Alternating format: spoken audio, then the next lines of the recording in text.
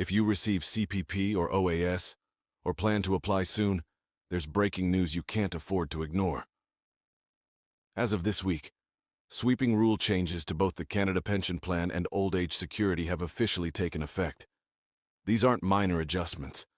They directly impact how much you receive, how much you contribute, and what you need to do right now to protect or increase your benefits. Whether you're already retired or planning for it soon, what's happening this week could affect your next payment, your tax return, and even your eligibility to collect benefits at all. This update is especially important if you're between the ages of 60 and 75, live on a fixed income, or are responsible for managing household finances in retirement. These changes affect not just payments, but also contribution rates, inflation-based increases, clawback thresholds, and eligibility verification. If you're a working Canadian contributing to CPP, a retiree receiving OAS, or someone living abroad and still relying on Canadian benefits, what you're about to learn will help you avoid mistakes and potentially save hundreds, if not thousands, over time. By the end of this video, you'll understand exactly how these changes impact you, how to maximize what you're entitled to, and what specific actions to take right now. We'll break it all down step by step: CPP enhancements, OAS increases, clawback rule shifts, GIS recalculations, and new CRA enrollment protocols. Most importantly, you'll know how to keep your retirement income optimized and safe from cuts or delays. So, stay with me, because what we cover today can help you keep more of your hard-earned money, both now and in the future. If you find this information useful, take a second to bookmark it, or share it with someone who relies on pension benefits. Keeping informed is one of the best financial decisions you can make in retirement, and what you learn here today could make a real difference in your financial stability going forward. Let's start with the big news around CPP.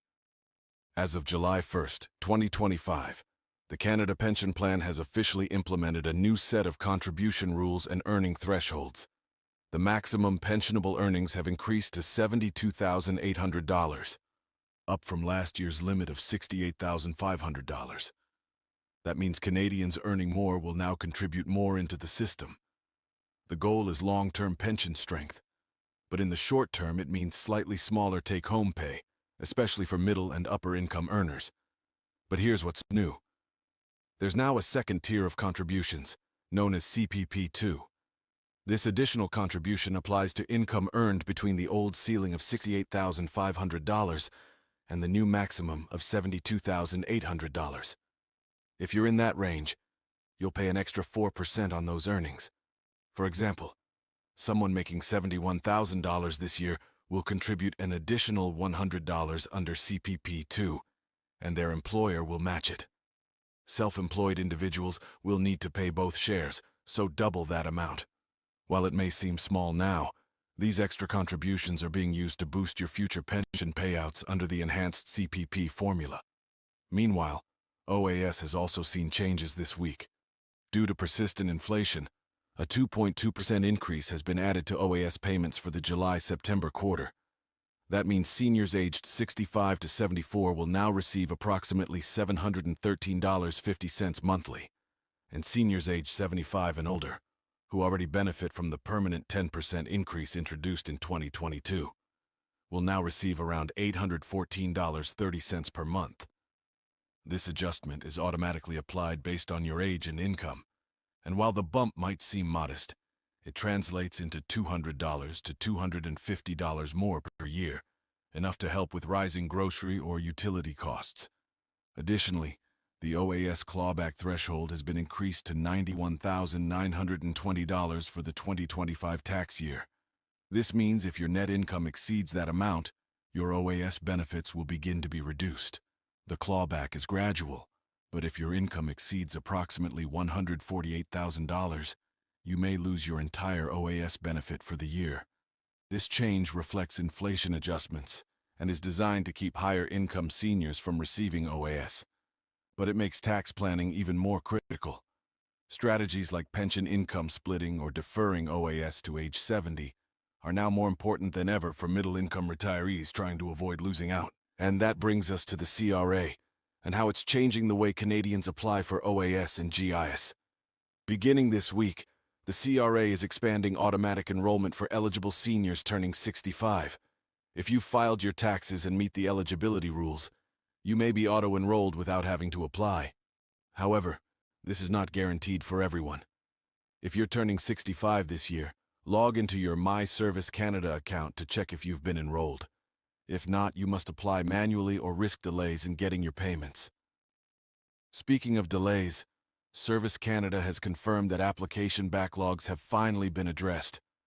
As of now, new OAS and GIS applications are typically processed within 8 weeks, much better than the lengthy delays we saw in the previous year.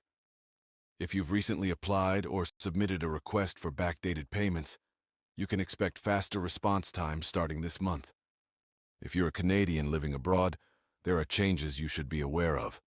The CRA is now enforcing stricter verification for OAS recipients living outside the country. To continue receiving benefits abroad, you must prove that you lived in Canada for at least 20 years after turning 18. While this was always the rule, enforcement is now more rigorous. You may be asked to provide residency documents, especially if you've recently changed your address or banking information. On the other hand, CPP can still be paid out no matter where you live, but the amount of tax withheld might vary based on your country of residence. Another major area of impact is the Guaranteed Income Supplement.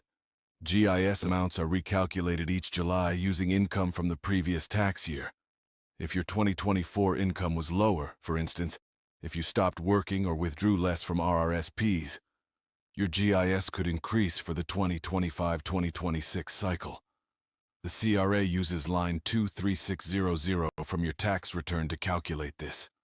You'll receive a letter this month detailing your new GIS amount, and if you believe your 2025 income will be significantly lower due to a major life change, you may qualify for a GIS recalculation request.